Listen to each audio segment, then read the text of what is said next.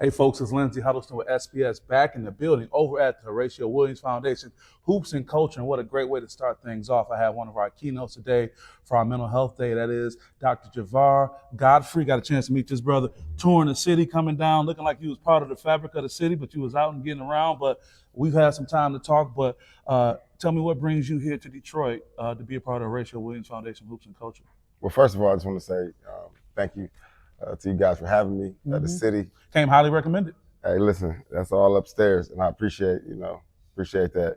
Probably look a little tired because I've been crying the whole time I've been in Detroit.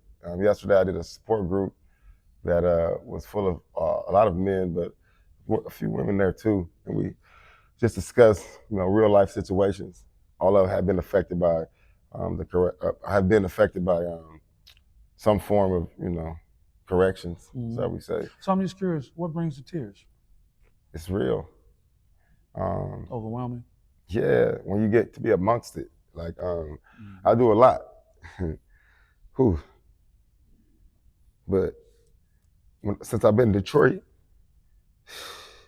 some of the realest people I met in my life. And you have that reputation. Man. What do you think is different about us? I'm not trying to pat our city on the back, but what do you think is different? I don't even know. You can speak, and people are listening. They respond to you, they're receptive to you. Mm-hmm. But it wasn't me speaking, it was them. I went to a support group full of like 100 people, and they all was just getting out of some type of sad situation, we would call. But they were together. And I travel a lot, and I haven't seen that. They chose to come. And that's what faith looks like to me. So, and it's good to see. It wasn't a sad cry. It was like, man, this is what I've been looking for. So I got a lot of energy from it. So a lot of strength in that. Yeah. Your resume is impeccable. Horatio Williams connected with your good friend and one we all know, AJ, from 106 and Park fame, and just spoke so highly of you. And now you've touched down with your crew. You're going to be speaking to the men's basketball teams that are coming in for the Hoops and Culture. Without giving everything away, what kind of presentation do you plan on leaving with these guys? Yeah, first I want to go back and thank AJ. That's like my brother. He I think they were in Marcus Vineyard, and I got a call, and he said one word, you need one person when it comes to mental health, and that's when I got the call. Excuse me. Man, dang, that's when I got the call.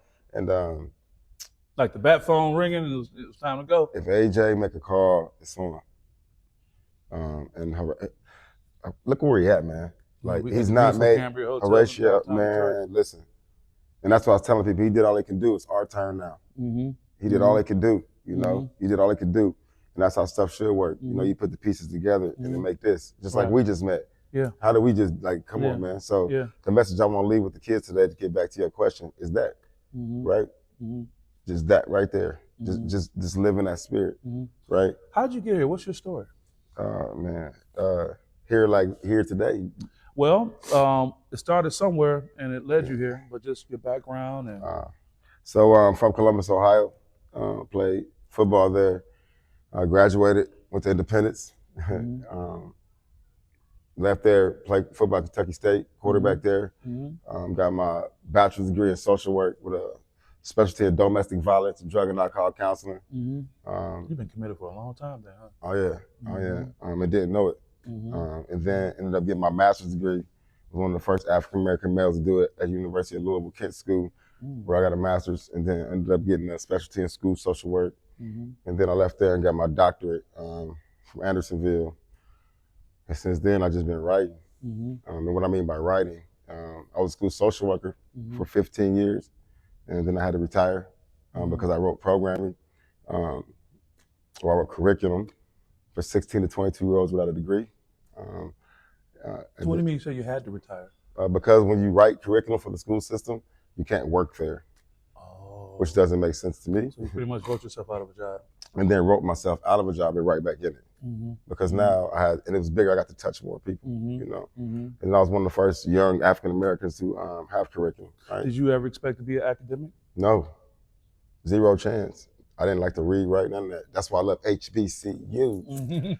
Yeah. Because they taught me that when I got there. Nobody ever taught me to go read, write, homework, none of that. When I got there, I was surrounded. It's a different kind of love, isn't it? I was chosen. And so I was always the youngest, but I was around a group of people. Shout out to my boys from Louisville and my K-State family. They just grew me up. I was special. I was picked out. And so when I wanted to trip out, when I did trip out, they was still, whew. Yeah, they didn't say we got to get this guy out of here. It was like, hey yo, he can't drink or nothing right now. Finish that homework. Like everybody just look at me. Gangsters, smart guys, square bow, everybody. We got a crew 33 on. Yeah, women too, all of them. I was always just That's how I was the youngest to do all that stuff. Had a doctor since I was 25, 20, something like that. Wow. Yeah, not no brag. Like that's why I cry all the time.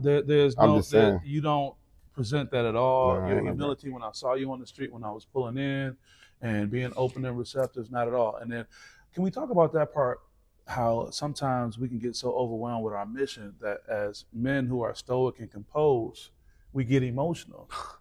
I mean, me and you, right? we walking by each other, but you can feel that we're doing something, right? You're like, okay, what are you doing? What do you do? So we stop. That's what I want to bring here. Stop. And that's what Detroit had a lot of. But for these kids, for everybody, stop. Why do you think they don't? Because they don't see it. What's the point? Headphones, I don't need to talk to you. For what? And look what this did. We're doing it. It's happening. And that's what I want to teach today. Right. Get up, find somebody you don't know real quick. Because in a minute, you're going to need to know somebody. That part. I had a friend, I was in Governor Granholm, former governor of the state of Michigan, in our office, and Elva Revere, Deputy Chief of Staff of Hispanic descent, because we had a very diverse staff. And I had an issue, and I went to her and said, Lindsay, I got you, but you never want to make a friend when you need one. Say that again. You never want to make a friend when you need one. Because so many times, to those young men that we're referencing, they don't stop. But when there's a need, because you did say there will be a need, and you and I know that, now you're trying to reach out and make a connection compared to, hey, man, it's not that you're trying to meet people with the intent of what I can get from you, but you don't want it to be, hey, I need you now. So can we talk about how do you respond? Because you did with so many young people, top 100, NBA, Nike, Angel Reese when she was a baby, all these things you shared just in the quick conversation. The question of, chicken or the egg, is it this generation or that's different, or is it the different things that are happening that this generation is experiencing? Meaning, social media, headphones on, they're less likely to be interpersonal. And engaging. Is that more so them? Was that more so the other elements that are out here? What do you think from your travels and your work? So I'll just ask you a couple questions. Sure. It's just us, right? Yeah. How many young people do you talk to? I am an advocate for young people, so I engage them.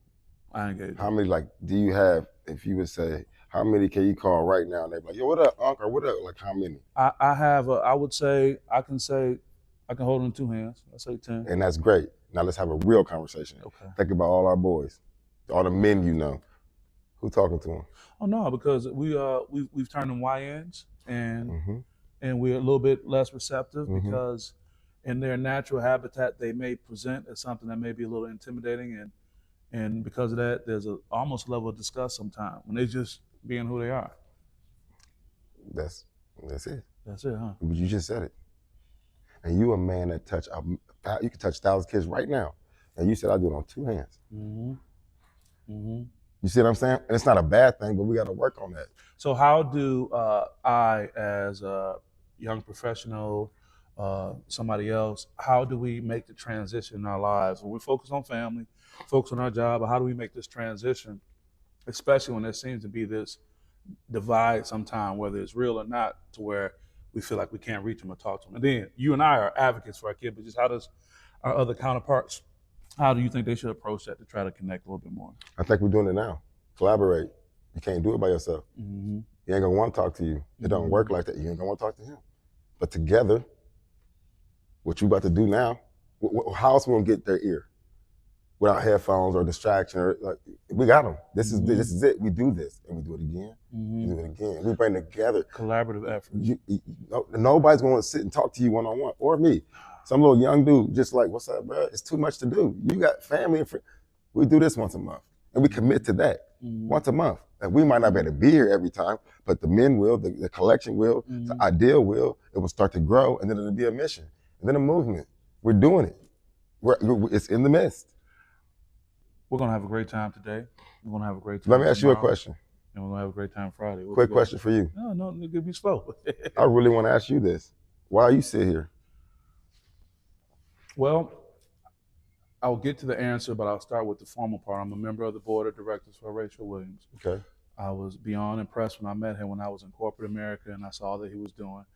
He'll tell the story publicly. He was one of the inspirations. Well, I left 6 figures in a company car in corporate America married with a child on the way to pursue my independence. And this is something that is, I'm proud to be here, but I'm also called to be here too. We talked about that when we met. Remember, this is the first time you said, when Paul knocked up, you hit me. Remember, you hit me as soon as I got out. Yeah. So that's when I knew we was in the right place. Yeah. But everywhere I've been, I know I'm in the right place, you know? I just think he's doing an amazing thing. And I think something that is, it's okay. Don't worry about it. I think there's something that is, going, I'm going to hit that. I think something that is a direct indication that this is going to be amazing is this. Who stops and sits down and we just walk on the street.